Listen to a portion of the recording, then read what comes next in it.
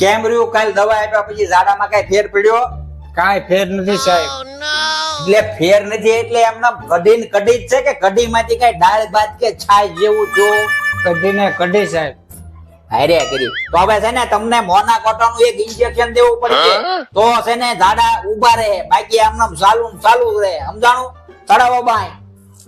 ખાવામાં તમે ધ્યાન રાખો ને, જ્યાં જાવ ત્યાં બેઠા એટલે બાકા ઝીકી કરવા બેસી જાવ, પછી કે સાહેબ ઝાડા થઈ ગયા. ઝાડા નો થાય તો હું થાય? લાવો પાંચે.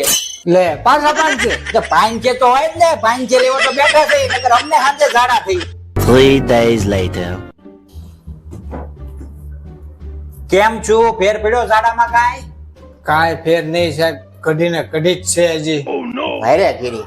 હવે એક કામ કરો, તમારે છે ને અઘરા ઝાડા થઈ ગયા છે એટલે તમારું છે ને ઓપરેશન કરવું પડશે. ઝાડામાં ઓપરેશન કરવાનું છે.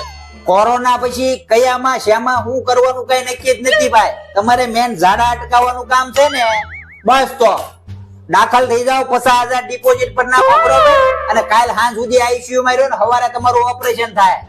કમ્પાઉન્ડર આ લઈ જાઓ કાકાને, જાઓ એડમિટ થઈ જાઓ. और अभी तो रुको, क्लाइमैक्स अभी बाकी है। The next day. लेकिन ये साला कर क्या रहा है यहाँ पे? હું સાહેબ ચેક કરો છો? ઈ પહેલા ચેક કરવું પડે કે કેટલો પાવર રાખવો પડે એમ છે. સમજાણું?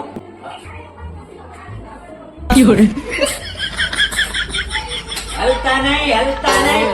અગર જો જરા કઈ લીક રહી ગયું ને તો તાજમહેલની જેમ રોજ ટીપા પડ્યા કરશે. તમારી હૃદય નીકળતી બંધ કરી દઉં. High class operation.